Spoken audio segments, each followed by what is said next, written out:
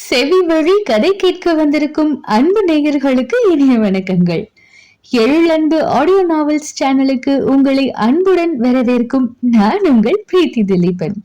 கதை கேட்போம், காதுகளுக்கு இனிமை சேர்ப்போம். இந்த ஆடியோ நாவல்ஸ் உங்களுக்கு பிடித்திருந்தால் லைக் பண்ணுங்க. உங்கள் கருத்துக்களை கீழே கமெண்ட்ஸ்ல சொல்லுங்க. உங்கள் நண்பர்களுக்கும் ஷேர் பண்ணுங்க. நம்ம சேனலில் தொடர்ந்து கதைகளை கேட்டு மகிழ சப்ஸ்கிரைப் பண்ணுங்க. கூடவே நோட்டிபிகேஷன்ஸ் பெற பெல் பட்டனையும் தட்டி விடுங்க. இப்ப கதை கேட்கலாம் வாங்க. எழுத்தாளர் எழிலன்பு அவர்களின் ஓதும் காதல் கீதம், அத்தியாயம் 3. எதிர்பார்க்கவில்லை. இப்படி ஒரு நாள் தன் வாழ்நாளில் வரும் என்று பரிதிவேந்தன் எதிர்பார்க்கவே இல்லை. மனைவி தன்னை விட்டு பிரிந்து செல்வாள் என்று அவன் கனவிலும் நினைத்து பார்த்தான் இல்லை. சென்று விட்டாளே, தன்னை விட்டு சென்று விட்டாளே என அவன் மனம் முணுமுணுவென அரித்தது. படீரென விழுந்த இடிக்கு செவி சாய்க்காமல், பழுச்சென்று மின்னிய மின்னலை கவனத்தில் கொள்ளாமல், சடசடவென தன் மேல் விழுந்த மழை துளிகளை பொருட்படுத்தாமல் அப்படியே வீட்டு வாசற்படியில் தளர்ந்து அமர்ந்து விட்டான் பரிதிவேந்தன். என்ன நடந்துவிட்டது இப்போது? எதற்கு கோபம் கொண்டு மனைவி தன்னை விட்டு பிரிந்து சென்றாள் என்ற கேள்விக்கு விடை தெரியாமல் சுற்றம் மறந்து போனான். உன்னுடனேயே எப்போதும் இருப்பேன் என்றவள் காரணமில்லாமல் கோபம் கொண்டு விலகிச் சென்று விட்டாள் என்பதை அவனால் சிறிதும் ஏற்றுக்கொள்ள முடியவில்லை.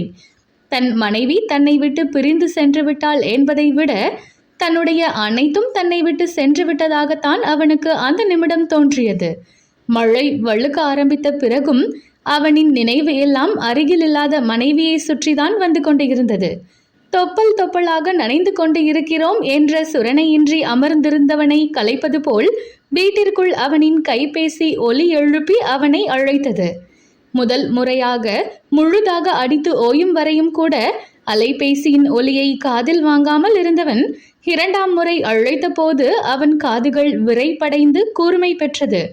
கழுத்துக்கு கீழ் வளர்ந்திருந்த சிகை முழுவதும் தண்ணீர் ஆட்சி செய்து கொண்டு இருந்தது. தலையை சிலுப்பி தலையில் தேங்கி இருந்த தண்ணீரை உதறிக்கொண்டு எழுந்து வீட்டிற்குள் சென்றான். கழுத்தை நிறைத்திருந்த தாடை உரோமத்தில் தேங்கியிருந்த தண்ணீர் வடிந்து அவன் உடையை மேலும் நனைத்து கொண்டு இருந்தது. இரண்டாம் முறையும் அழைத்து பார்த்துவிட்டு ஏமாற்றத்துடன் சில நொடிகள் தன்னை மௌனத்தில் ஆழ்த்தி கொண்டு மீண்டும் தன்னில் கவனம் வைக்க அவனை தூண்டிவிட்டது அவனின் கைபேசி. ஒருவேளை தன் மனைவிதான் அழைக்கின்றாளோ என்ற எதிர்பார்ப்பு எழ வேகமாக கைபேசியை எடுத்து பெயரை பார்த்தவன் முகம் ஏமாற்றத்தை தழுவியது. அவனின் அன்னை ஹேமா அழைத்து கொண்டு இருந்தார்.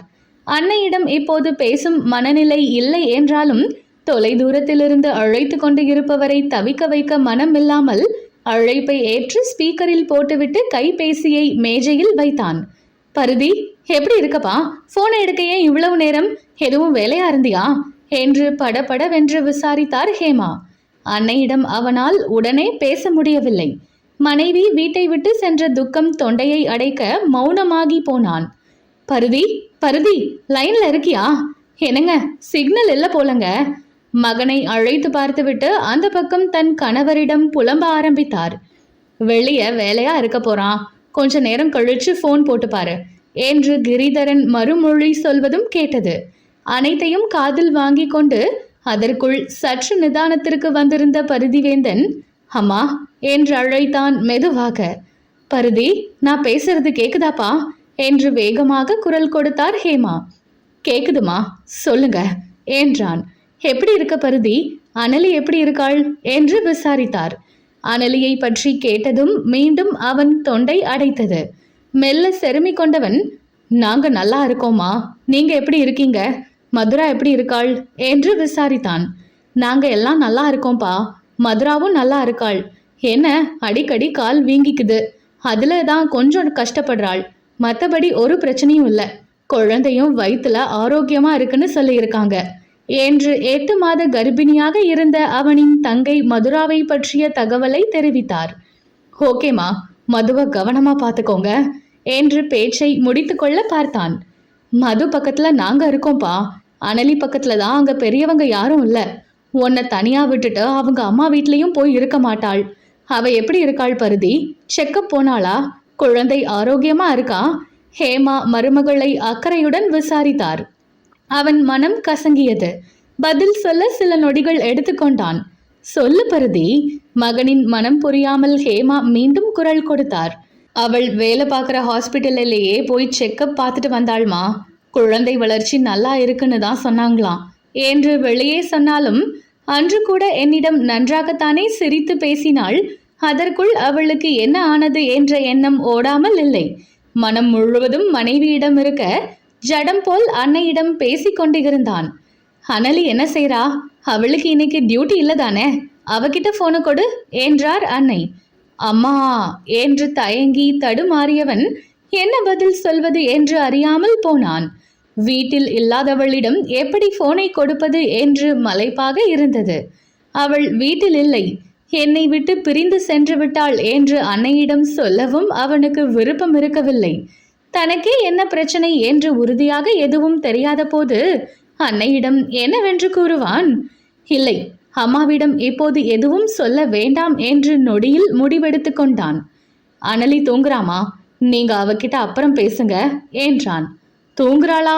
இந்நேரமா என்று யோசனையுடன் கேட்ட ஹேமா, சரிதான் தூங்கட்டும், வாரத்துல ஒரு நாள் தான் அவளுக்கு லீவ் வருது, புள்ளத்தாச்சி பொண்ணு வேற, இன்னைக்கு ஒரு நாளாவது ரெஸ்ட் எடுக்கட்டும் என்றார்.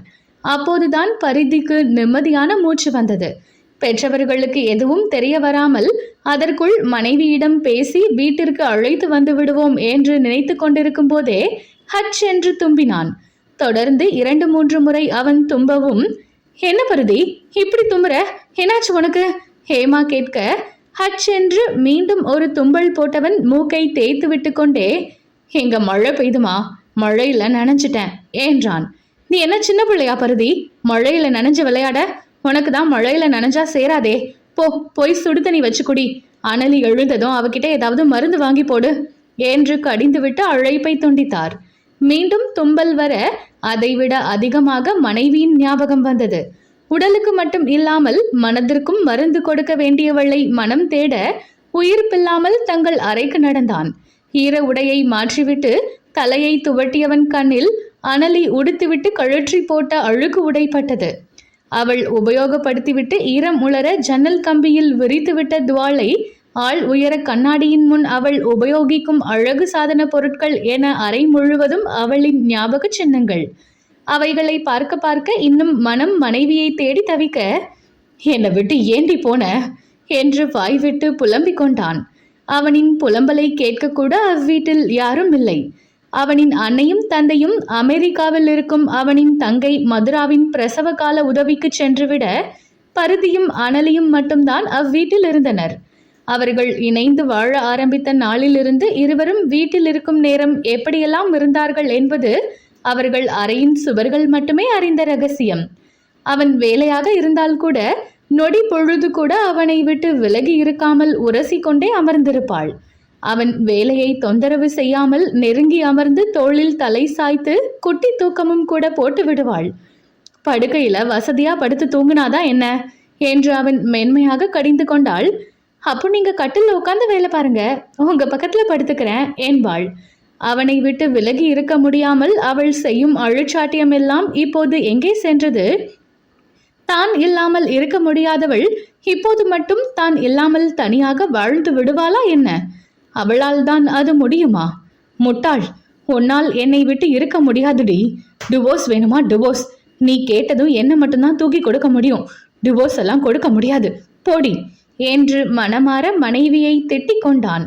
மீண்டும் மீண்டும் தும்மல் வேறு வர ஆரம்பிக்க அது வேறு எரிச்சலை கொடுத்தது. அவனுக்கு மழையில் நனைந்தாலே உடனே சளி பிடித்து காய்ச்சல் வேறு வர ஆரம்பித்து விடும். இப்போதே உடல் மதமதப்பாக இருந்தது. அதையெல்லாம் பொருட்படுத்தாமல் வெளியே கிளம்ப தயாராகினான். மழை இன்னும் ஊற்றிக்கொண்டு இருக்க ரெயின்கோட்டை எடுத்து மாட்டிக்கொண்டான். தனது கைபேசி, பர்ஸ், பைக் சாவியை எடுத்துக்கொண்டு வீட்டை பூட்டி கொண்டு கிளம்பினான். அதே நேரம் பெட்டியுடன் மழையில் வீடு வந்து சேர்ந்த மகளை கேள்வியுடன் வரவேற்றார் அவளின் அன்னை சரண்யா. என்ன அனலி, மழையில இப்படி வந்து நிக்கிற? வரேன்னு சொல்ல கூட இல்லையே என்றார். ஏமா, நான் சொல்லிட்டு தான் வரணுமா? எரிச்சலுடன் கேட்டாள். அவளின் எரிச்சலின் காரணம் புரியாமல் திகைத்தவர், கையில என்ன பெட்டி? மாப்பிள்ளை வந்திருக்காரா? அவர் இல்லாம நீ தனியாள் லீவ் நாள்ல வரமாட்டியே என்று அவளை தாண்டி வாயிலை வேறு எட்டி பார்த்தார். அவர் வரல, நான் மட்டும்தான் தனியா வந்திருக்கேன். ஏன் நான் தனியா வரக்கூடாதா என்று இப்போதும் எரிச்சலுடனேயே கேட்டவளை குழப்பத்துடன் பார்த்தார். இப்ப நான் என்ன கேட்டுட்டேன்னு இப்படி கோவப்படுற? என்னாச்சு? எதுவும் பிரச்சனையா? இருக்காதே, நீ மாப்பிள்ள கூட பிரச்சனை பண்ற ஆள் இல்லையே என்றார். அன்னையின் சொல் சுருக்கென்று குத்தியதோ. முகத்தில் இன்னும் கடுப்பு ஏறியது. என்ன வீட்டுக்குள்ள விடுற ஐடியா இருக்கா, இல்ல நான் இப்படியே திரும்பி போயிடட்டுமா என்று கேட்டதும் சரண்யா தன்னால் விலகி வழிவிட உள்ளே சென்றாள். நேராக தன் அறைக்குள் சென்று கதவை வேறு சாற்றிக்கொள்ள சரண்யாவிற்கு ஒன்றுமே புரியவில்லை. மகள் திருமணம் ஆனதிலிருந்து தனியாக அன்னை வீடு வந்தாலும் இரவு தங்க மாட்டாள். சற்று நேரம் மட்டும் இருந்துவிட்டு உடனே கிளம்பி விடுவாள். அப்படிப்பட்டவள் இப்போது பொழுது சாய்ந்த வேளையில் பெட்டியுடன் வந்து நிற்கிறாள் என்பதே அந்த அன்னைக்கு பெரும் குழப்பத்தை தந்திருந்தது. கணவனுடன் சண்டை பிடித்துவிட்டு வந்திருக்கிறாள் என்றும் நினைக்க முடியவில்லை. பருதிவேந்தன் இதுவரை தன் மகளை அதட்டி பேசியதாக கூட அவர் கேள்விப்பட்டதில்லை. மாமியார் வீட்டிற்கு வந்தாலும் மருமகன் முறுக்கை காட்டாமல் பதிவிசாகத்தான் நடந்து கொள்வான். மகளின் மாமியார் வீட்டிலும் மகளை தாங்குபவர்கள்தான் எனும்போது யாரையும் குறையாக நினைக்க வழி இல்லை. அப்படி இருக்க மகள் பெட்டியுடன் வீடு வந்த காரணம் என்னவாக இருக்கும் என்ற யோசனையுடன் மகளின் அறையை பார்த்து பெருமூச்சு விட்டார். கூடவே மகளின் உடல்நிலை நினைவில் வர வீடு வந்த மகளுக்கு உண்ண கொடுக்க வேண்டும் என்று சமையலறைக்கு சென்றார்.